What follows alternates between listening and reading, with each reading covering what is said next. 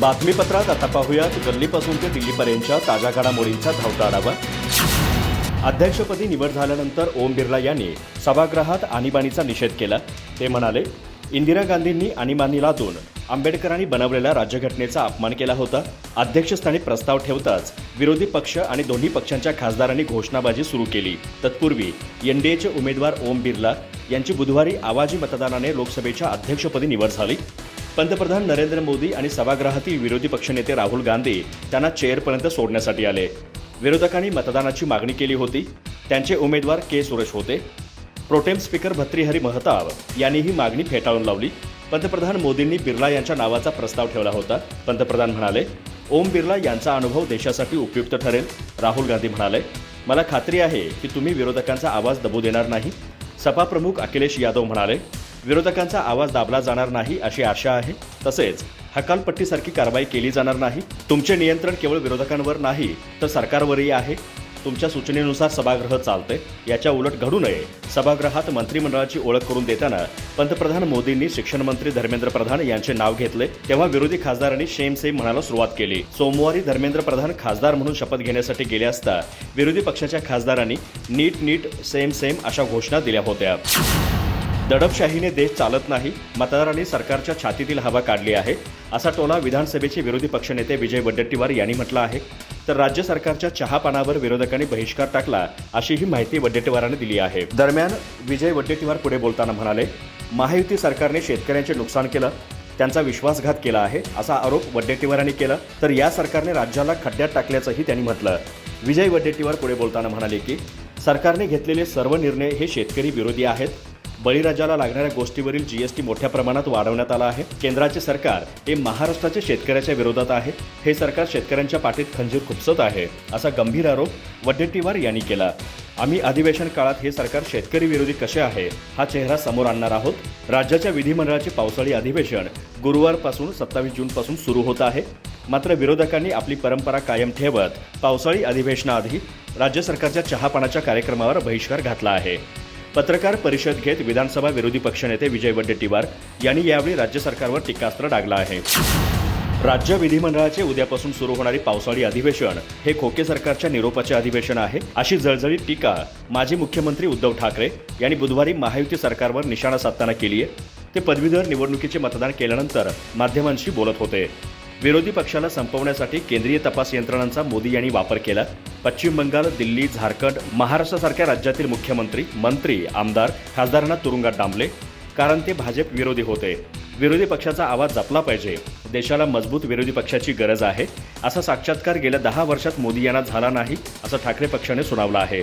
गेल्या 10 वर्षात मोदी आणि त्यांच्या गुजराती ईस्ट इंडिया कंपनीने देश चालवण्याच्या नावाखाली उत्सव, इव्हेंट, नाटकेच केली।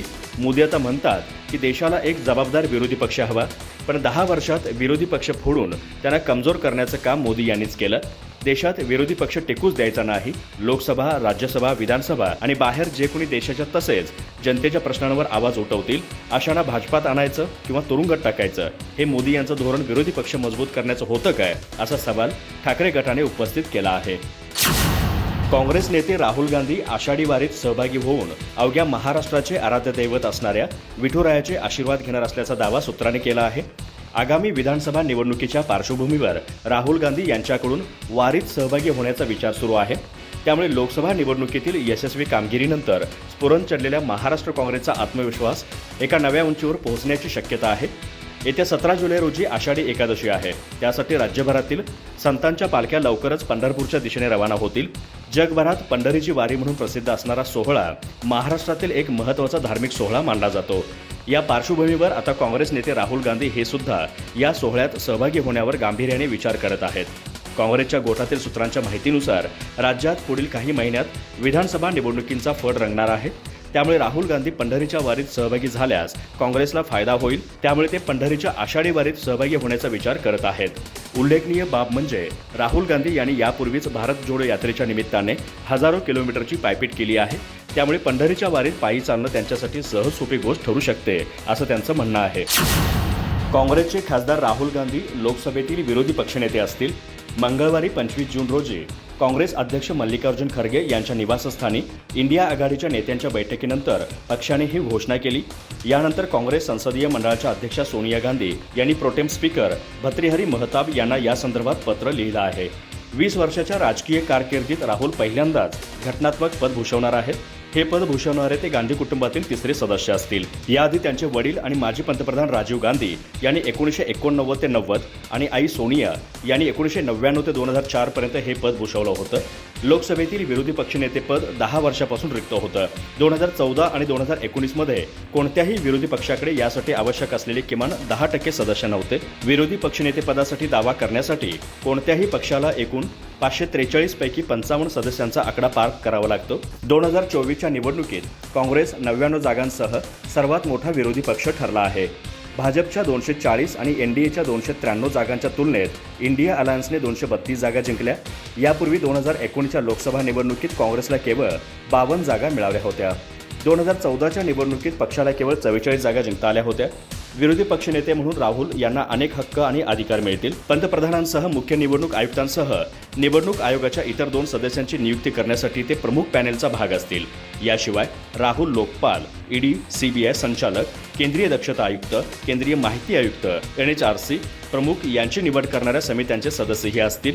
पंतप्रधान या समित्यांचे अध्यक्ष असतात। या पदांवर नियुक्ती करताना पंतप्रधान मोदींना राहुल गांधींची संमती घेण्याची ही पहिलीच वेळ आहे। पंतप्रधान म्हणून नरेंद्र मोदी यांनी संसदेत आणि बाहेर 10 वर्ष जे केले त्यास नौटंकी असेच म्हणतात। आता तेच मोदी बहुमत गमावल्यावर थोडे जमिनीवर आले आणि संसद अधिवेशनाच्या पहिल्याच दिवशी बोलून गेले की देशाच्या जनतेला संसदेत नौटंकी, हंगामा, नारेबाजी नको आहे। त्यांना एक चांगला आणि जबाबदार विरोधी पक्ष हवा आहे। मोदी यांनी हे सांगणं म्हणजे हुकुमशहाने गीता वाचण्यासारखंच आहे, अशी खोचक टीका ठाकरे गटाने मुखपत्रातून केली आहे। तसेच गेल्या 10 वर्षात मोदी आणि त्यांच्या गुजराती ईस्ट इंडिया कंपनीने देश चालवण्याच्या नावाखाली उत्सव, इव्हेंट, नाटकेच केली। मोदी आता म्हणतात की देशाला एक जबाबदार विरोधी पक्ष हवा, पण 10 वर्षात विरोधी पक्ष फोडून त्यांना कमजोर करण्याचं काम मोदी यांनीच केलं। देशात विरोधी पक्ष टिकू द्यायचा नाही। लोकसभा, राज्यसभा, विधानसभा आणि बाहेर जे कोणी देशाच्या तसेच जनतेच्या प्रश्नांवर आवाज उठवतील अशांना भाजपात आणायचं किंवा तुरुंगात टाकायचं हे मोदी यांचं धोरण विरोधी पक्ष मजबूत करण्याचं होतं काय, असा प्रश्न ठाकरे गटाने केला आहे। ठाकरे गटाने पुढे म्हटलं आहे की विरोधी पक्षाला खतम करण्यासाठी केंद्रीय तपास यंत्रणांचा मोदी यांनी वापर केला। पश्चिम बंगाल, दिल्ली, झारखंड, महाराष्ट्रासारख्या राज्यातील मुख्यमंत्री, मंत्री, आमदार, खासदारांना तुरुंगात डांबलं, कारण ते भाजप विरोधी होते। विरोधी पक्षांचा आवाज जपायला पाहिजे, देशाला मजबूत विरोधी पक्षाची गरज आहे, असा साक्षात्कार गेल्या 10 वर्षात मोदी यांना झाला नाही, असं ठाकरे पक्षानं सुनावलं आहे। सत्ताधारी महायुतीमध्ये राष्ट्रवादी काँग्रेसच्या प्रवक्त्यांना आवर घालण्याची मागणी कुणी करत असेल तर शिवसेना नेते संजय शिरसाट आणि भाजप नेते प्रवीण दरेकर यांनाही त्यांच्या पक्षाने लगाम घातला पाहिजे, अशा शब्दात राष्ट्रवादी काँग्रेसचे आमदार अमोल मिटकरी यांनी भाजप आणि शिवसेनेवर पलटवार केला आहे। त्यांच्या या भूमिकेमुळे महायुतीतील घटक पक्षांमधील वाद पुन्हा एकदा चव्हाट्यावर आला आहे। लोकसभा निवडणुकीत जोरदार झटका बसल्यानंतर आता सत्ताधारी महायुतीच्या घटक पक्षात आरोप प्रत्यारोपांची राळ उठली आहे। राष्ट्रीय स्वयंसेवक संघाने लोकसभेतील सुमार कामगिरीसाठी उपमुख्यमंत्री अजित पवार यांच्या नेतृत्वातील राष्ट्रवादी काँग्रेसच्या सरकारमधील समावेशाला जबाबदार धरलं होतं। त्यानंतर आमदार अमोल मिटकरी यांनी भाजप आणि शिवसेनेवर निशाणा साधला होता। त्यावर भाजप नेते प्रवीण दरेकर यांनी त्यांच्यावर सडकून टीका केली होती। अमोल मिटकरी यांनी तोंडाला आवर घालण्याची गरज आहे, त्यांची बाष्कळ बडबड सुरू असते। मागच्या एका प्रकरणात त्यांना त्यांच्या पक्षाच्या प्रदेशाध्यक्षांनी समज दिली होती। महायुतीला तडा जाणार नाही अशी विधाने त्यांनी करू नयेत, आपण बोलून जाता ते महायुतीला हानिकारक आहे, असे प्रदेशाध्यक्षांनी त्यांना समजावून सांगावं, असं प्रवीण दरेकर यांनी मिटकरी यांच्यावर निशाणा साधताना म्हटलं होतं। त्यानंतर शिवसेनेचे प्रवक्ते आमदार संजय शिरसाट यांनीही त्यांची री ओढली होती। पंकजा मुंडे या कायद्याच्या सभागृहात असल्या पाहिजेत, मात्र त्यासाठी आम्हाला कोणीही दान म्हणून ते करू नका, भूतदया दाखवू नका, तो आमचा हक्क आहे, इथल्या तरुणांच्या त्या भावना आहेत, असे ओबीसी आंदोलक लक्ष्मण हाके यांनी म्हटलं आहे। दरम्यान ओबीसी आंदोलक लक्ष्मण हाके पुढे बोलताना म्हणाले की आमचा ओबीसी जसा जसा बाहेर येईल, एकत्र येईल, तसा तसा महाराष्ट्राच्या कायद्याच्या सभागृहामध्ये या सर्व गोष्टींचा प्रभाव पडेल। या आंदोलनाच्या माध्यमातून आम्हाला अशी खात्री असल्याचा विश्वासही हाकेंनी व्यक्त केला आहे। लक्ष्मण हाके म्हणाले की लोकशाहीमध्ये प्रत्येकाला निवेदन देऊन मागणी करण्याचा अधिकार आहे, मात्र त्यांना कोणी विरोध करू नये म्हणून एखाद्या निवेदनकर्त्याला काळे फासणे म्हणजे झुंडशाही असून कायद्याचा आवाज दाबण्याचं काम राज्यात होत आहे। लक्ष्मण हाके म्हणाले की सगळे सोयरे नोटिफिकेशनवर लाखोंनी हरकती नोंदवल्या आहेत, त्याची श्वेतपत्रिका काढण्याची मागणी राज्य शासनाकडे केली आहे. मात्र शासन यावर काहीच करत नाही. त्यामुळे राज्यातील प्रत्येक ओबीसी समाज बांधवांनी तहसील कार्यालयाकडे कुणबी मराठा नोंदी किती झाल्या याची माहितीच्या अधिकारात मागवावी असंही त्यांनी म्हटलं आहे.